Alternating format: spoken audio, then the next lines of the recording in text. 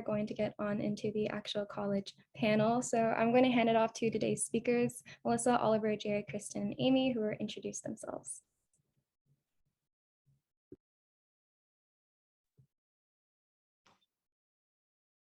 Hi, so you can see I'm the first person on the slide deck. My name is Oliver. I graduated from high school in 2015, so I'm pretty old. I graduated from UC Berkeley in 2019, and right now I am about to enter my last year in Harvard Law School and be back on the job market in the middle of a recession, so that's exciting. You can see some of my stats here. My GPA is not very good. My high school actually released a list every year of everyone's GPA and what schools they got into. And I remember looking at the range for UC Berkeley for my year, and I was the lowest person on that range who got into Berkeley. I think some of the things that did make me stand out, though, not my GPA, are some of my extracurriculars, my essays, my letters of recommendations, which you can see listed here. In high school, I was really passionate about water polo and writing and history, and then I continued with some of those passions in college. And that's it for me. Looking forward to speaking to everyone.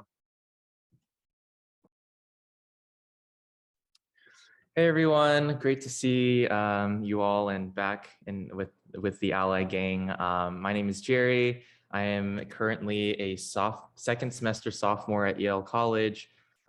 Still kind of undecided in my major, but leaning towards something along the lines of international relations, global affairs, history, and maybe economics a little bit. There's a long story there, but we can get into that maybe later. Basically, in high school, I just really loved like community engagement activities. A lot of my activities that I participated in, including Ally, was very community-based. Loved meeting new people, talking about history, political events, things like that, and just really sharing ideas with one another. So here's also just a list of kind of like some of the things that I was participating in during high school, over the summer, and currently in college as well. But not all of these, I put the same amount of effort into, my 100% into everything. So please don't be alarmed. That's like, oh my God, it's so many. It's definitely something that we can all learn how to time manage, but yeah, just some things about me. And I'm just really happy to get into the questions and talk more about, some of my other experiences as well.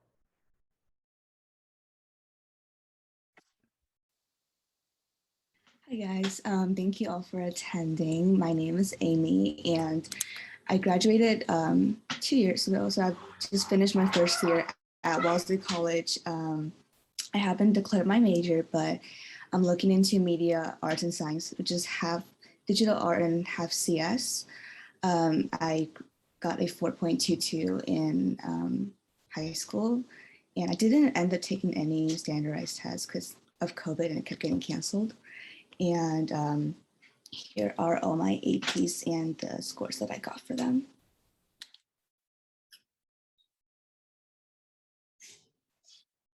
So I think one of my biggest involvements throughout high school, actually starting in middle school, was joining Ally. I started as a board member in 7th grade, and it has been the best decision I've ever made in my entire life, pretty much. And I really worked my way up through Ally and got familiar with every single role that Ally had to offer. And I can't emphasize it enough, but it's been a great enriching experience and really taught me how to be a leader. I can add more about that later on in the meeting, but I also was a part of a lot of political campaigns, and one of the biggest one was Katie Porter for Congress. I was an intern for her when she first ran, and then I became a field deputy for her team the second time she ran. And then I was also part of other campaigns, like being a social media manager for Leaching Summer City Council and just being a general volunteer for Dave Min for Senate. And then other involvements included the ACLU Arts Justice Council, and I was part of the high school dance team, student councils, ASB, and I also did a lot of art and music projects on my own throughout high school.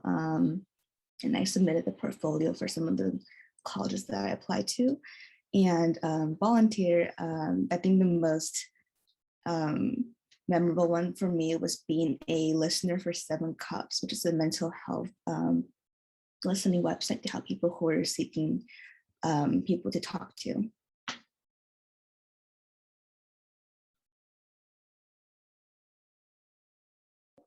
Hi, my name is Kristin. We already met earlier. I'm actually a transfer student from University of San Francisco to Emerson College, very different. I graduated in 2019, which is like way past me. As you can see, my GPA was not that good, but like a lot of other members here, my extracurricular really make up for my standardizing tests and etc. My high school was very competitive. Like we had to try out for all AP classes. So, and there wasn't that much to offer. So we weren't doing that great on that front either. But I really love participate in all kind of community engagement. And I joined Ally when I was a sophomore in high school, and now I'm almost a senior in college now. And honestly, like Amie said, this is like the best choice I ever made. I have great experience in Ally. I gained a lot of leadership opportunity and learn how to speak up for my community, for myself, and everybody who are represented. These are some of my extracurricular I did over in high school and some now in college. I really enjoy just participating in any type of civic engagement, and I just put all my heart and soul into that. And I feel like that's very important in choosing any kind of extracurricular.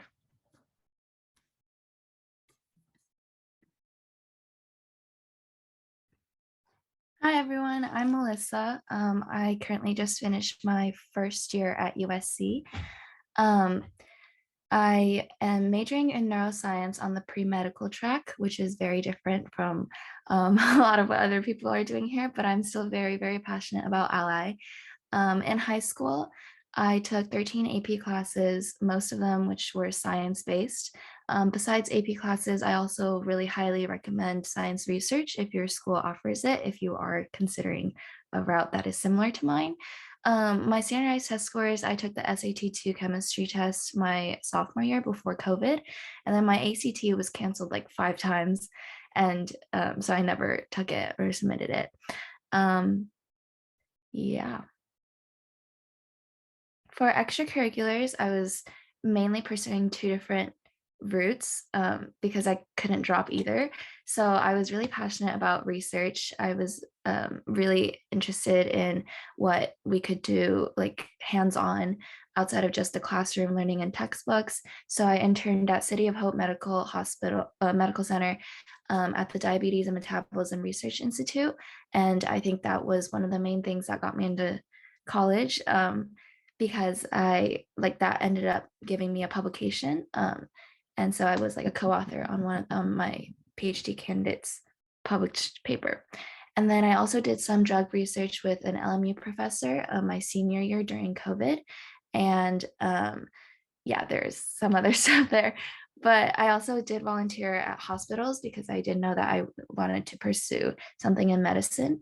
I was a violinist at our local orchestra, and obviously Ally was also counted for a volunteer, but I mostly focus Ally. I think that was like mainly leadership for me. So I joined Ally when it was still called FCLA, 7th grade in Irvine, and my parents like made me go every summer or every meeting that summer. And I was like, we drove an hour there, like went for the meeting and came back, and I became really involved, but it was really far. So when Oliver asked me to help start a chapter in Palos Verdes my sophomore year, I was really ecstatic about that. And we were able to do a lot of events, and I think it just allows so much opportunity for you to do what you want. And so for me, that was raising money during COVID-19, and also seeing this amazing community in Palos Verdes come together. So yeah, and I also did speech and debate, which was like my other big activity. And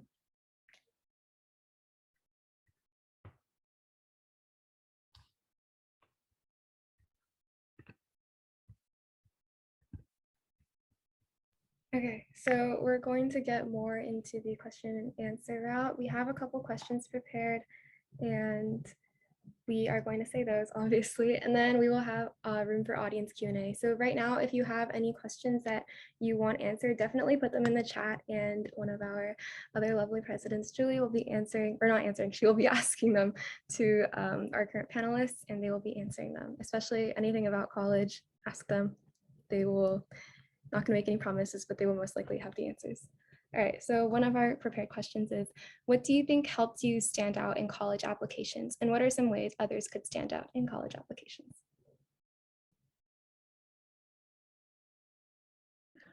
Okay, I'll go. Obviously, my stats are nowhere compared to any of the panelists here. So I think my passion, what I wrote in my essay, which is a lot about civic engagement, and all my activity just focus on what I'm passionate about and really dedicate like all my summer to Ally. And writing about it really helped me stand out and get into the program that I want to get into. And that is what I would recommend as well. I cannot. Oh, Oh, no, go you ahead. go, Jerry. Go, Melissa, go. Okay. For me, I think I came from a very high school, like competitive high school. And so I was always very focused on competition. So I went to science fair every year, and that like regional science fair led to county science fair, which led to state science fair. And I think competition is definitely a great way to stand out.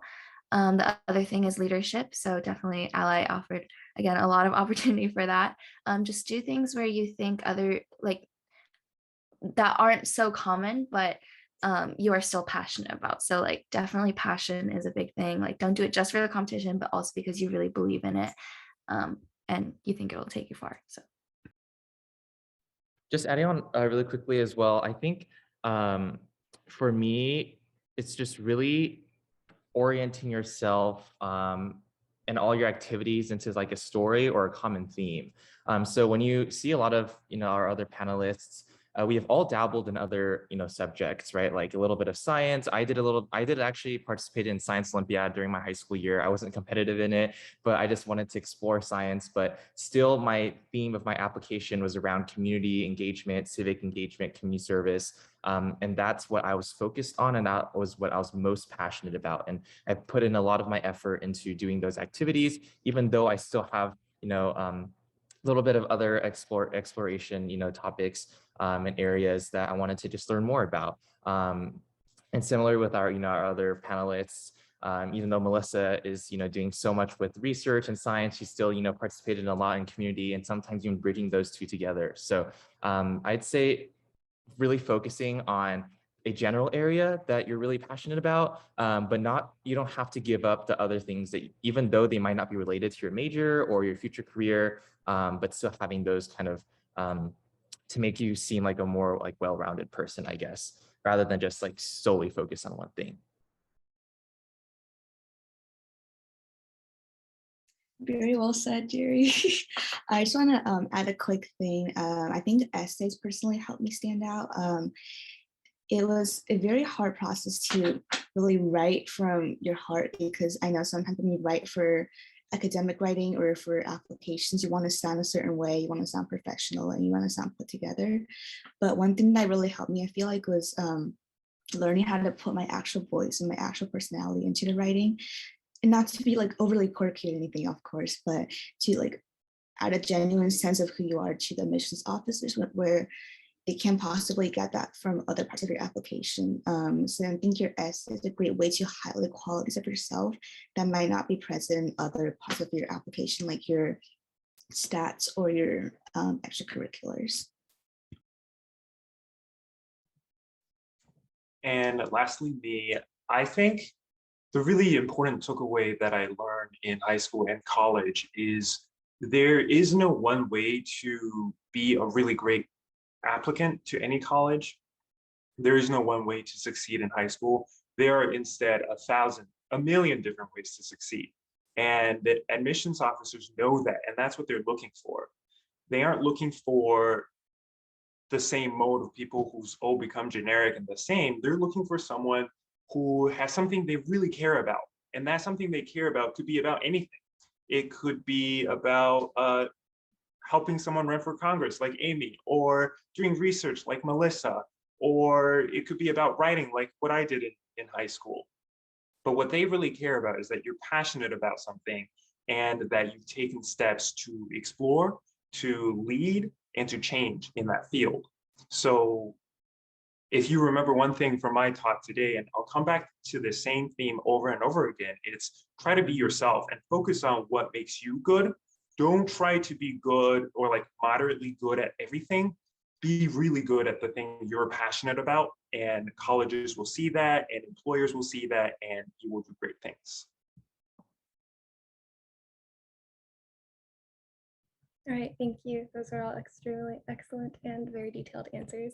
And going from Amy's talk, I guess, about college essays into our next question, how did you start writing your essays? How did you know when you were done with an essay? Essentially the whole essay writing process, how did you approach it? And how do you think the way you approached it was like good or bad, or just general tips on that?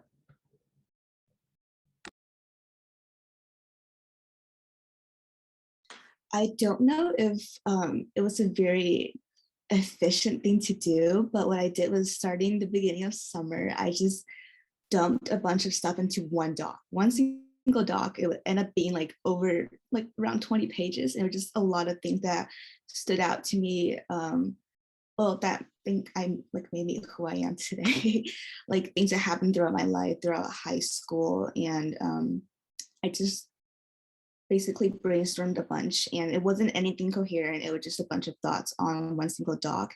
And then I went back as I narrowed down my college list to pick out things that I think would make a good essay. And I think that really helped me to pick out, or to actually get a whole sense of what I want them to see about me and what I want to express to the colleges. And what I do with most essays, I just write whatever is on my mind, like stream of consciousness, and then I go back and edit. And then to answer the second question, when did I think it was done? I edited my essays a lot. Like sometimes when I couldn't sleep, I would just go and then edit the essays. But I think at one point, I think you just have to let it rest. Like you cannot just keep editing it. You have to, at one point, if you reread it and you think, okay, if a college admission officer reads this, what are the 3 things they're gonna, pick out from this essay? And if you have 3 things that you can pull out from the essay and you're happy with them, just leave it alone and then move on to the next thing.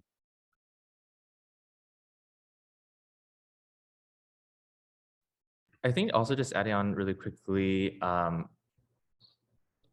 important piece also is to show what you're passionate about or what you're doing and not telling.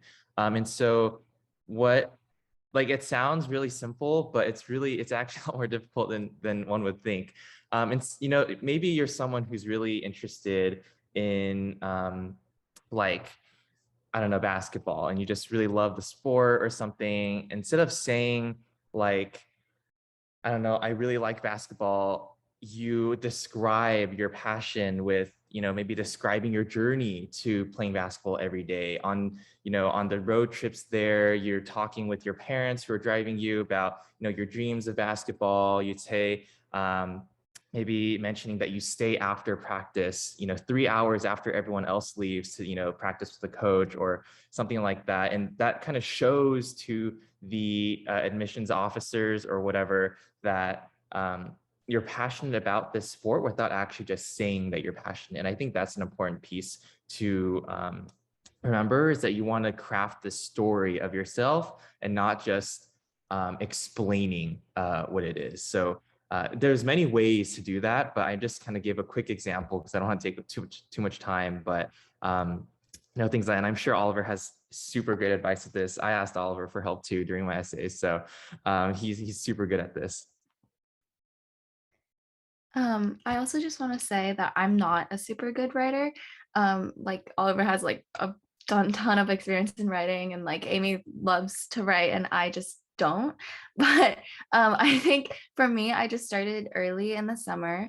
And so I had like 3 different like routes to go, and I tried to like explore all of them.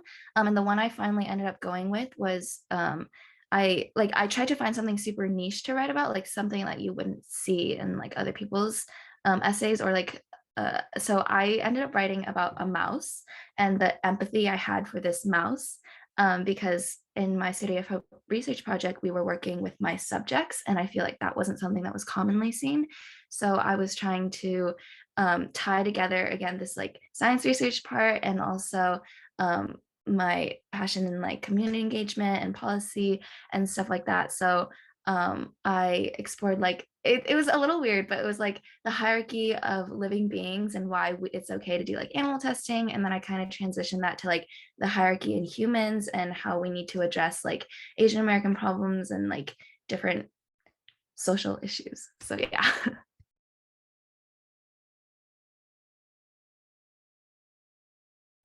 I can go.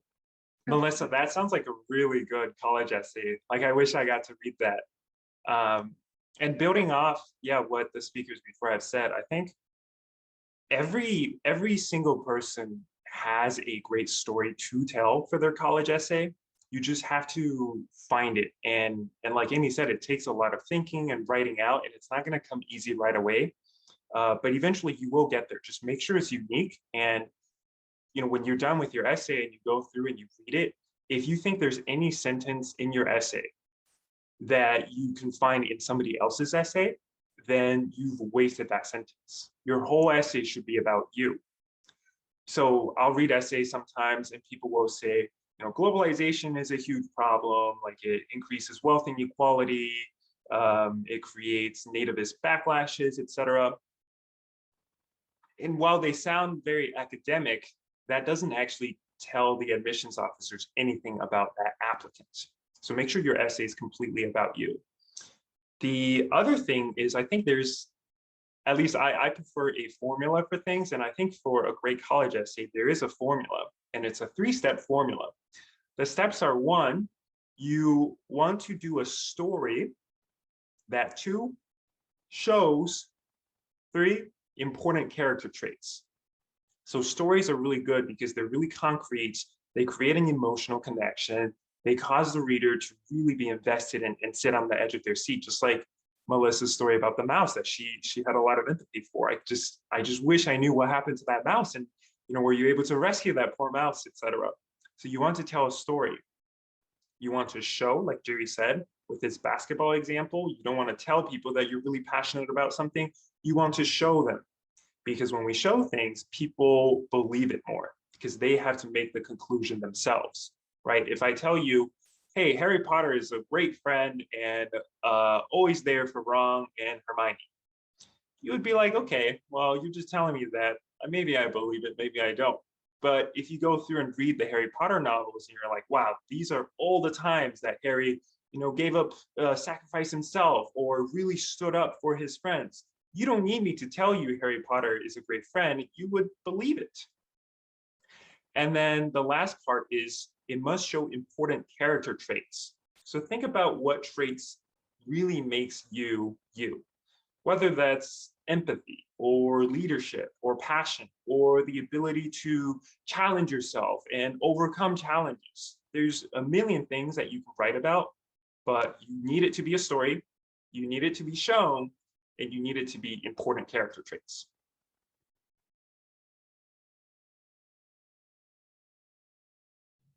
All right, those are all excellent answers to that question. Adding on to that, what types of extracurriculars would you recommend joining? Is it okay if they aren't necessarily related to your major and along that line?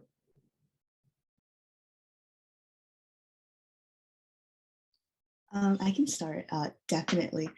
It has not, your things that you do in your extracurricular, in your time outside of school does not have to be related to your major at all. It's just whatever you're passionate about. I cannot emphasize that enough. I forgot to mention this during my slides, but at Wellesley, I am a part of Wellesley Blue Jazz, which is just, I perform piano for big band and combos. And I also am a DJ for the radio station. And those things have nothing to do with my major, but I am very passionate about them ever since high school. And it's been a great outlet for me to find people that I click with that share the same passions as me and to, further my interests. So no matter if you're in high school or in college, whatever you do for extracurriculars, just follow your heart. As cheesy as that might sound, it's true. Your true passion will show no matter what. And if you keep thinking about, oh, I have to do this for my major, I have to do that for my major, then it might not be of your interest and you might not have a good time or you might not enjoy it. So just really do whatever things you think will make you a better person, a more well-rounded person, and whatever makes you feel like you have the passion for it or the heart for it.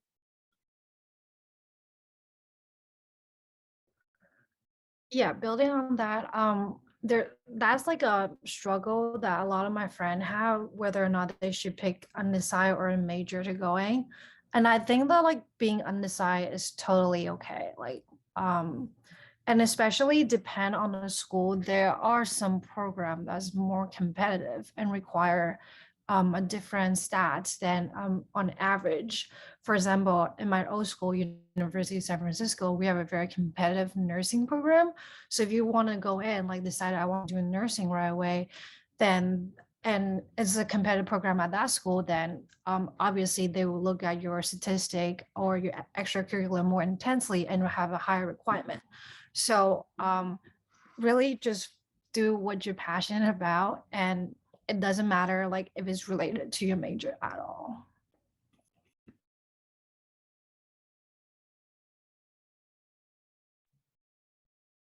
All right, that's very excellent advice. I'm sorry, I keep using excellent. For whatever reason, my brain turned off. I cannot think of any other adjective to use right now. Other than that, what is your advice on keeping a healthy mindset during all throughout high school, especially when going to a competitive school where it's very stressful academically, or everyone else around you seems to be very high stress about academics? How do you manage to stay calm or keep your mental health good, essentially? I can start off with this one. At my school, it seemed like everybody was like super talented and super competitive in one thing or the other. And for me, I tried to focus, like surround myself with people who were supportive. And I know some of you who are students might have like really tiger moms or dads, and that can be really stressful, but I would definitely try to find like a group of friends where that you can like you know relax around and you can do whatever activity. Like there has to be a balance between stressing out about college and also trying to enjoy high school in the moment, and that was definitely a challenge for me. I think first, having a schedule is really important.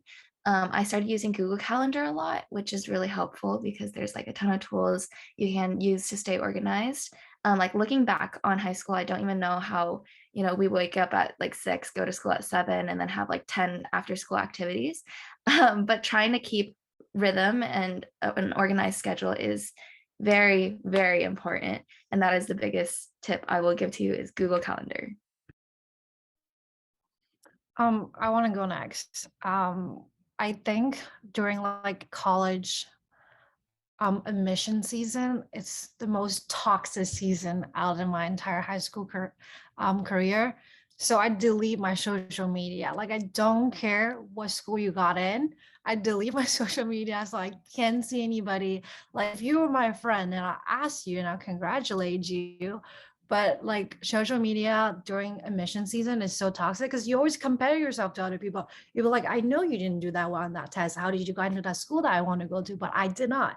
It's just so bad. Like, just don't even go on social media during the admission season. It just like, don't ask about people's score. That's not your business. Don't answer people when they ask you your score. It's not their business. Just like keep it to yourself. Like avoid it if possible. That's my advice.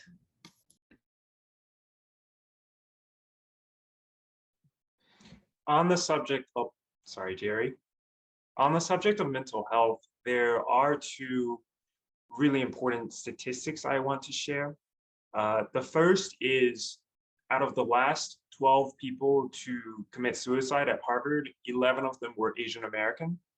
And two, Asian Americans are the only group where among Asian American teens, suicide is the leading cause of death over things like car accidents or gun violence or whatever. Asian Americans are the only group. And these are uncomfortable statistics to listen to, but they are true. And I think we need to keep them in mind, whether you're a kid in high school, whether you're a parent here, that mental health is a form of health and something that we really need to focus on. In terms of how to preserve your mental health in high school or in college, I think what was really helpful for me was realizing that, like Melissa said, everyone around you seems really talented. Everyone around you seems like they have it all together. But you get to a point where you realize that everyone around you feels really insecure, really anxious, don't know what's happening, and they're all just too afraid to say it. So they put on this appearance that they have everything together. And I was guilty of that. When I was in high school, I got really bad grades a lot of the time. And I never told people when I did poorly. I only told people when I did well. I tried my best to create this impression that I had everything together. And it wasn't until senior year of high school when I realized, hey, all of these people that I thought were really successful and always did well, they also were scared and insecure. And when we made that realization that we were all feeling the same, that made everything so much better, because then we could rely on each other. We could form that emotional bond. When I got bad grades on a test, I didn't feel alone anymore. I felt like there were people I could lean on and they could understand me. So I think the earlier you are able to make that realization in high school, hopefully in high school and not in college, but a lot of people do only realize it in college. The earlier you realize that, and the earlier you surround yourself with real people who are there for you, who you can count on, who care about you, then the better your mental health will be. I also just really want to quickly add on. I think the attitude that you take to face the situations around you is also really important. There's this book called Man's Search for Meaning, I think. Really great book, by the way. And it's the main premise is basically saying the way you treat your attitude or your mindset towards the reality around you, or the way that you take how you control your attitude towards the reality around you is really indicative and important for how you continue on. And so for me, junior year was really difficult. Okay, junior year was very, very bad. The whole year was, stomach clenching, stress, anxiety, having to do your study for your SAT, ACTs on top of 5 or 6 APs, on top of being probably president or vice president or some officer position in all your clubs. Really difficult. And you get home and you have a ton of homework, and probably all of us were Asian Americans. So, or not all of us, but many of us.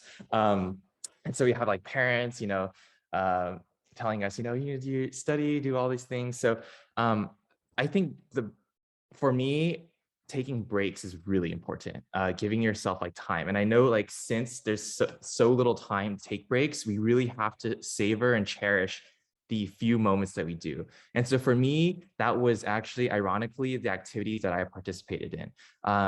I was very lucky that many of the people that I did these activities with were my friends. And so, or I made new friends basically. So my times meeting with these students for club meetings, officer meetings were my relaxed time basically. So discussing our plans, our goals for the future for the club, and talking about other things as well became my mental break basically. And so I took that as the time for me to reset myself, refresh, and then go home and then focus on homework and schoolwork and things like that. So I do think that learning how to control your mindset and attitude towards these activities that you have to participate in, or that you have a responsibility for, is really important. So it takes time. So it's not oh, today I'm gonna do it and it's gonna work. You have to build it up But I think that is really important, and I just wanted to share that too.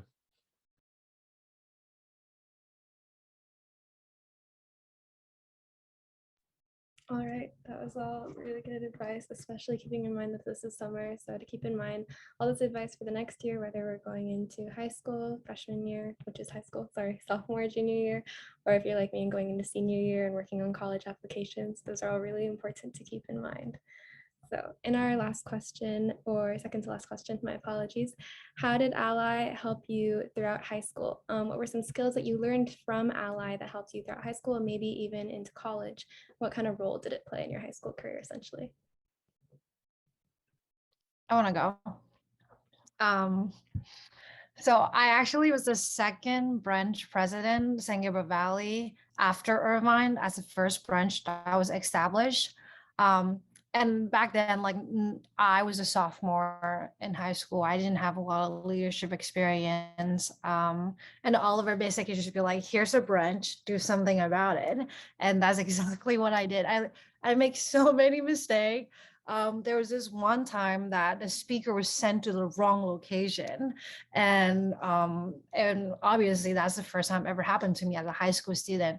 And that was like very intense, but we able to manage that. And I feel like it is that kind of environment where you actually like very practical leadership skill that it was like just not handed to you, but like able to let you practice over time is where I can very confidently say that I have some really good communication and leadership skill that I am able to apply into my workplace. Since I want to work in politics and policy team, this is like a very intense, high stress environment workplace. And you really need to learn how to speak up for yourself. And even so, when I'm talking to my colleague who work in other field, they said that one of the biggest problem they ran into as a manager is that a lot of Asian American does not how to work as a team or speak up or like really just communicate their work with their team member and take responsibility as a leader. And I feel like that is what Ally helped me to do. From a kid who barely know English to now, like, and that is very valuable experience for me personally. I also really want to go next because Ally was a big part of my high school life and actually actually the end of my junior. But basically, I joined also when it started off as FCLA, so part of the OG squad. But I joined the second meeting I think ever of Ally of FCLA at the very beginning, and that was with the meeting with John Chang. So he was the then California treasurer, California state treasurer. And, I went there, like I was just on my summer after 8th grade, have no idea what I'm doing. My mom's like, yo, Jerry, there's this event, you have to go. And I'm like, okay. And it's like an hour away from my house. And at the event, I got to like sit like 3 feet away from, California state treasurer, talking to him about issues the state faces without even knowing what I'm talking about, So I thought it was just so interesting and awesome that, we have the opportunity to do that. I didn't grow up in a very politically active house, at least before I started to get involved in these things. So the idea of even talking to politicians and being involved in this space was very out of like sight, basically. But after that event, I was like, I really want to do this. I want to continue on, learn, talk to people. And then I became like a board member. This is at the Irvine branch when there's just the Irvine branch then. And then I became president. The first president after Oliver, by the way, not to flex, but just saying that. And, I just learned like so much. I was a kid who had low self-esteem. I didn't really do a lot of these things before. I never envisioned myself being able to lead a group of people. And when I ran for that president, there's like so many things going on. Like we needed to, fix this, improve this, a lot of things that we're trying to bring to reality for this organization. And there was like, a lot of pressure, but there are people who are older than me. I was a incoming sophomore And I was working with people who are, juniors, some were even seniors. And just like the whole process of learning how to, work with people around you, being a leader who is both charismatic and able to get work done, but also balancing that out with having a personality and not coming off as too bossy or, you want to craft also an environment of fun for the people so they can enjoy. So helping people, mentoring them how to host meetings on their own, right? Like standing up in front of 50 people talking and introducing someone who is a high profile, right? Giving a presentation in front of so many community members is something that is not often a skill that you can just develop in a classroom. And so I learned so much about just skills, but also has given me the confidence and the ability to dream, that I can do something like this, I can do more, and has given me the confidence needed to then in my high school run for president, run for, student body vice president, and then in college and, participate in activities in which I would never really thought I would ever do. So I think my high school, participation in Ally was it was like basically everything, but that's my love story to FCLA and Ally. And I hope everyone else who is going to join Ally or is part of Ally also will have a similar experience. I can go next. So started Ally back in 2016. The reason I started it was I remember that summer Asian American rights in the US were really under attack.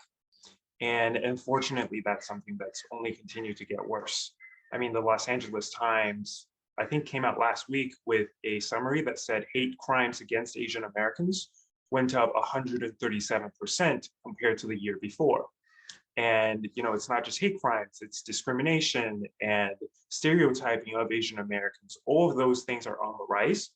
And I wanted to start an organization that fights against that.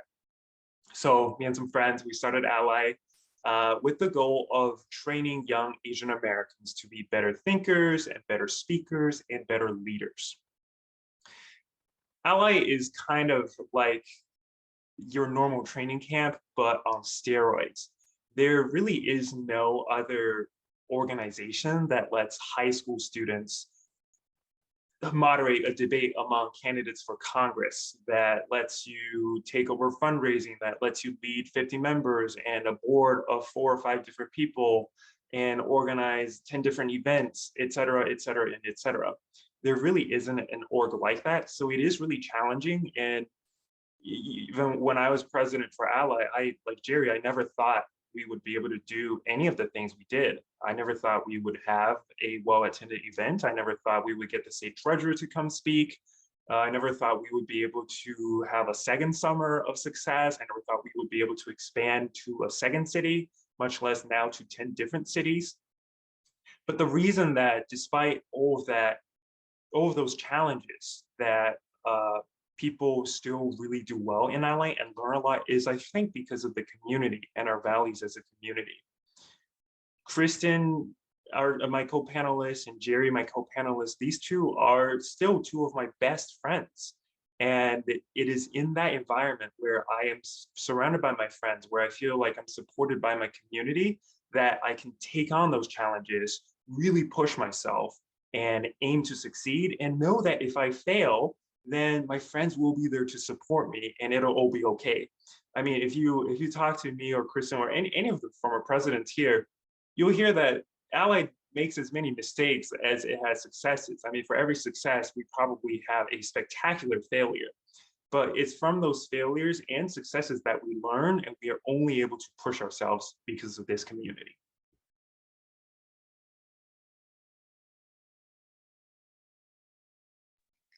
Wow, I am just at a loss for words. I don't think anyone can top what Oliver and Jerry just said. But I just wanted to add that Oliver has been the greatest mentor you can ever ask for. He will let you succeed and fail on your own, but he'll always be there to support you and to guide you no matter what. And I think that's something that is so valuable about Ally, to have a wonderful mentor like Oliver. And it's also a great community from the moment you become a board member until wherever you choose to go with Ally, because once you become a board member, you are on the team. You're on the team with other people with similar interests, and it's all a great supportive community. And I cannot emphasize or repeat what Oliver said enough. There's nowhere else that's going to let you do and host all these things on your own and be so independent and, you know, responsive as a high schooler. And Ally really trains you in every single area you can think of, like writing, making a pitch for business, sending emails, you know, interacting with adults and politicians face to face or over email, reaching out to sponsors, you know, finding a place for the meetings, everything Ally will train you for. And from the 7th grader, I was in Ally, where I refused to sit in the front until my mom physically pushed me to sit in the front, to, you know, holding my own meeting and to do those things. And like, you know, all throughout high school, I couldn't have been that without the support and the push of Ally.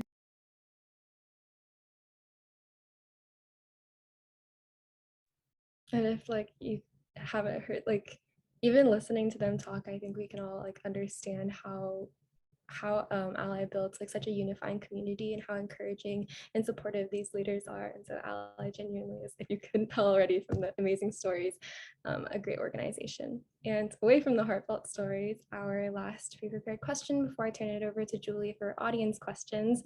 I see a lot of them popping up in the chat. A lot of people don't really know a lot about financial aid. How are we able to get information on financial aid or scholarships? I can start. So I don't know too much about financial aid, but I do know a bit about scholarships. So I was in the middle of like debating on how to like apply for FAFSA and stuff. But in terms of scholarships, I ultimately chose USC because they gave me their trustee scholarship. So I'm actually not paying tuition to attend USC. So and a lot of people don't know this, but if you apply on or before December 1st, you get automatically considered into a merit scholarship, and they don't tell anyone. It's on like the bottom of the Common App, on all the way at the bottom of the USC page. And I heard it because my friend had told me like on November 30th or something. So I turned in my application then, and then I got an interview. I got an early acceptance in February, and then an interview. And the interview, which was supposed to be in person but was online because of COVID-19, was basically 3 people, a student, an admissions officer, and a professor, and they interview you on Zoom, and you do the best you can. And then they do like this whole week of events, supposed to be in person, like for 3 days again, and where they like show you everything around the campus and really try to woo you. And then at the like after everyone else gets their decision in April, you get your decision on what scholarship you get. So a trustee scholarship is full, and then they have presidential, which is half, and then they have dean scholarships, which are like 25%. So I think out of all the applicants, around 1,000 people get an interview, 200 people end up getting presidential, and 100 end up getting the trustee scholarship. So if you can, please apply before December 1st. I know that's also around the same time that UCs are due. But this, like, USC is the only school that I know that does this like on a very wide like scale, super, super helpful.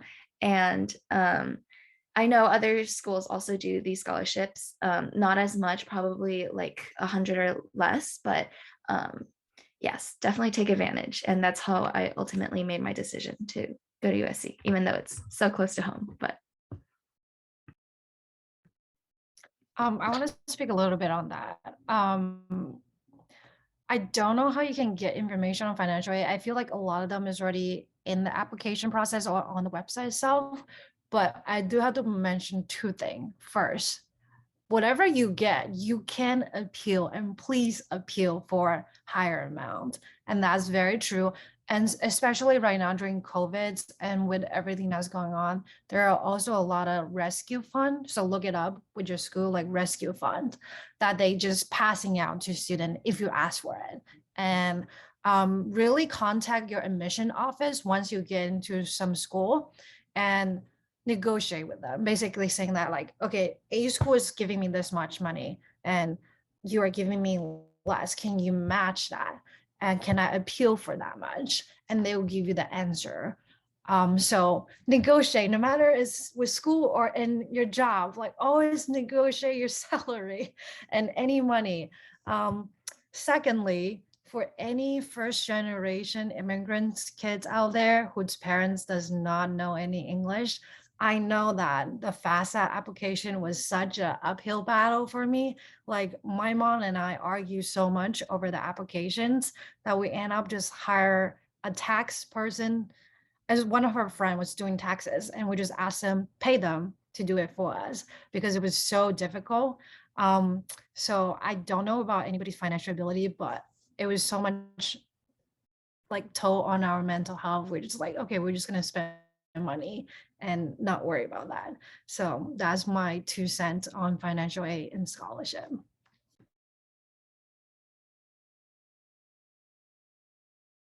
Okay, those are both very informative answers to a topic that some people don't really know a lot about. And thank you. That ends, I guess, my talking. Turning it over to Julie for more audience questions. So yeah, Julie, you got this.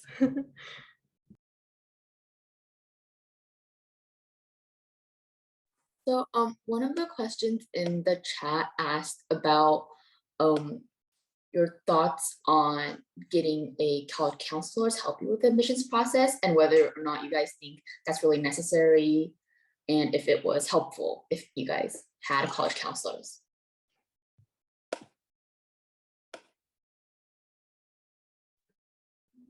I met with a couple of college counselor, and I have a friend who are college counselor. I think those people like really advise and they retain and everything. Was it worth it? I don't think so personally. I did have like someone who re-essay just to like proof check it, but that was like nowhere compared to like having a college counselor. Also like there should be staff in your school or like your friends able to proof check that pretty easily, but my mom just want to spend the extra money not to like worry about anything. But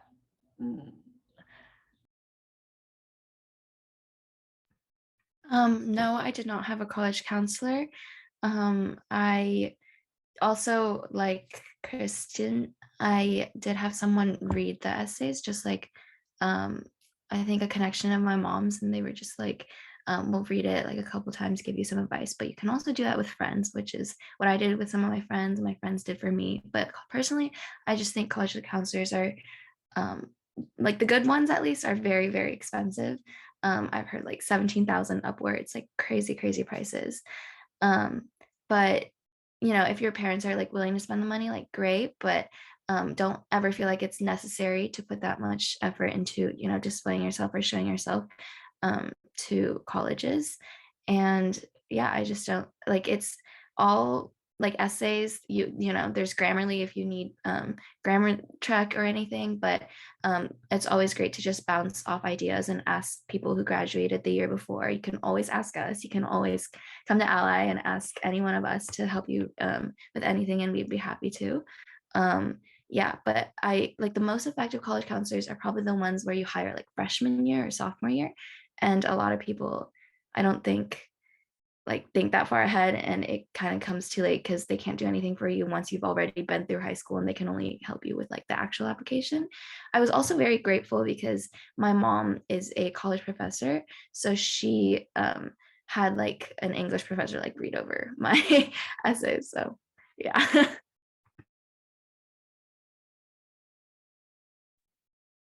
Yeah, I had a college counselor and it was, yeah, they were very expensive and they had me apply to like 30 different schools for college. And filled my summers with things I didn't really want to do. And then when I applied to law school, I thought that was stupid. I'm going to apply to 3 schools and take it much easier. And it ended up being much easier and much cheaper and much less of a drain on my mental health. So I would say if your family has the money to spend, you can consider getting a counselor, but also keep in mind that it's an industry and a lot of the times they are just looking for things for you to do so they can squeeze more money out of you when there really isn't that big of a need for you to do those things. And also that, like Melissa said, it is a very important skill to be able to leverage your community and to be able to ask those who are older to be your mentors and to ask for help. That's something that doesn't come really easily to me. And so, in law school, well, applying to law school, I really had to try that. And it was nice not having someone that my parents paid for who could do that for me, because now I felt like I had to challenge myself and look for friends who were graduated and ask for help from professors. And those are skills that I've continued to use in law school. So yes, I would say first choice is to look through your community and your resources and your student orgs like Ally or your sports teams and try to have those people provide before you turn to college counseling.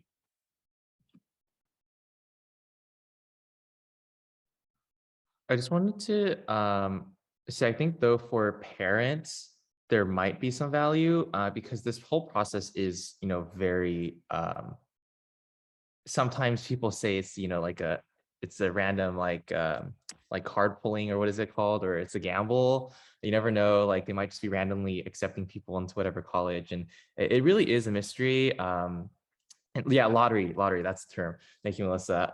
And so I do think like for some parents, especially ones who don't like speak English and maybe they're like their first time in the United States and things like that, there is value to having college counselors that, probably like basically break down everything from like the components of the essay or components of like the application to the whole journey, the process, how to prepare.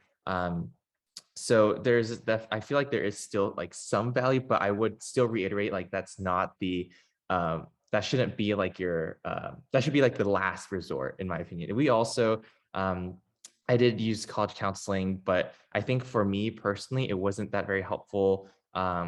We ended up just figuring things out like all on our own for the most part, but I think for the parents it was helpful to know like this whole process, because I also had a brother, and so we used college counseling for him, and it wasn't really that helpful, so we ended up just learning a lot from his experience. He's 2 years older than me, 3 years, two and a half, something like that. And so we ended up just learning a lot more from his experience, and also from my personal observations at my high school. These people who went to this college, what did they do? What were they involved in? These other people, these other students. So it's a lot of just like learning and observation, I think, and finding out the resources for yourself. But I don't want to say completely like, oh, it's terrible. Like it exists for a reason. That's why people go. And some do end up benefiting a lot from them. And if you do, that's great. But I don't think, spending so much money is your top recommended decision.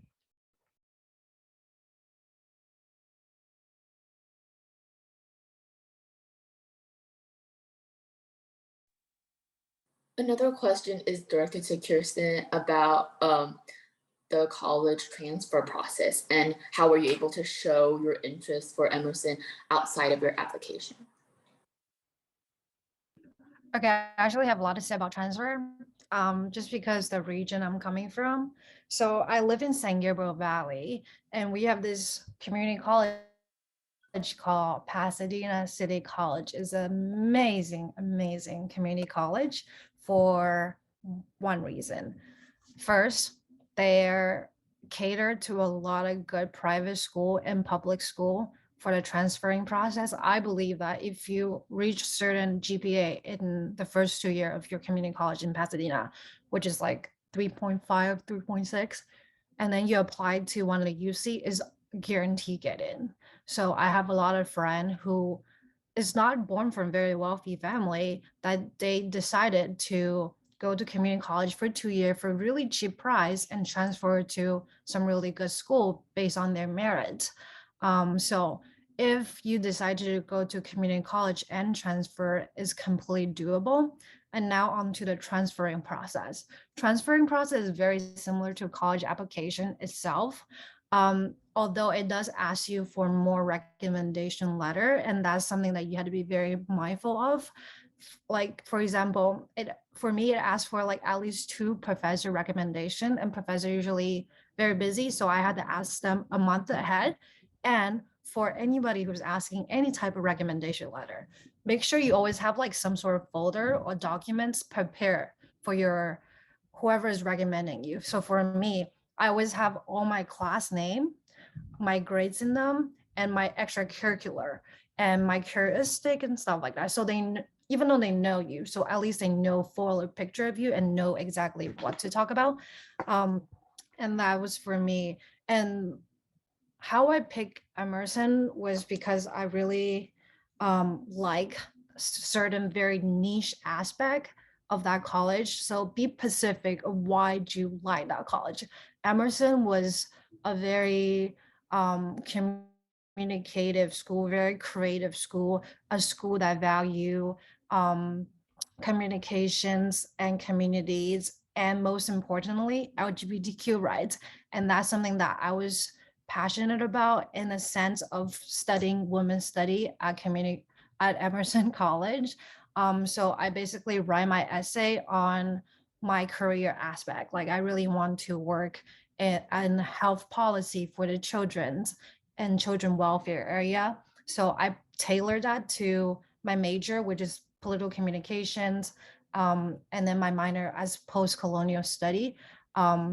I did consider double major in women's study and gender study, just so I can understand more diverse aspect of children and how they behave and how they think. And those understand that college culture really helped me like tailor like why I want to pick you and why you're my target school and why I'm being such a good fit, because everything that you offer I can use and get really great application for my personal life and benefits to the society. So that's was my transfer process. If that clarify anything, if not, I would drop my email at the end of the meeting and you can ask me more.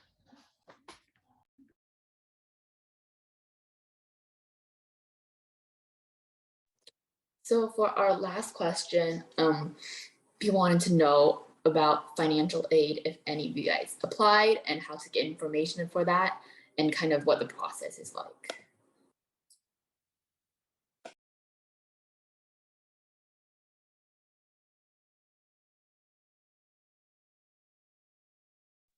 I guess I can maybe talk a little. I'm definitely not like an expert at this because it deals with a lot of like documents that your parents probably know about and have. But like on the website FAFSA, there should be like this application for you to apply. And you should just apply it, like just do it. Like you never really know, unless like you know you're super rich and then you probably don't qualify, that's a different story. But everyone else, if you're not like the top 1%, you should definitely apply. But there, like at the in the application, there should be a place where like you can list the colleges that you want to send them to. And at one time you can only send, I think 10 or is it 20? I forget. And then it sends all the information to the schools needed. And so that's like one step, I think. And then another thing that a lot of colleges do ask for is the CSS profile. That's like at the same website, I think with the SAT. I'm not sure if every school requires it, but that's like one portion of like the financial aid packet. And then the other portion is also the FAFSA. So I'd say like those two are the ones that are mainly important. And I'm pretty sure in the CSS profile, they will ask you to submit like financial documents, like a 1099 or something, a W-4, W-2. And so like those, I think those two are the main components. And I did apply for financial aid.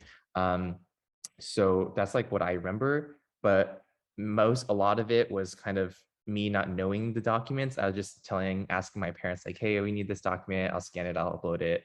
And Yeah, but I think there should be, you can definitely ask your counselors at in your high school. I know my counselor in high school is really helpful with this. She was really well versed in the whole process and walked us through everything. And also, it's always a resource to ask the financial services of the college that you're most interested in, and asking them, like calling them, emailing them, like what, like kind of to talk about this stuff too. So that's from my experience, CSS profile and FAFSA, and just apply if you're not the top 1%.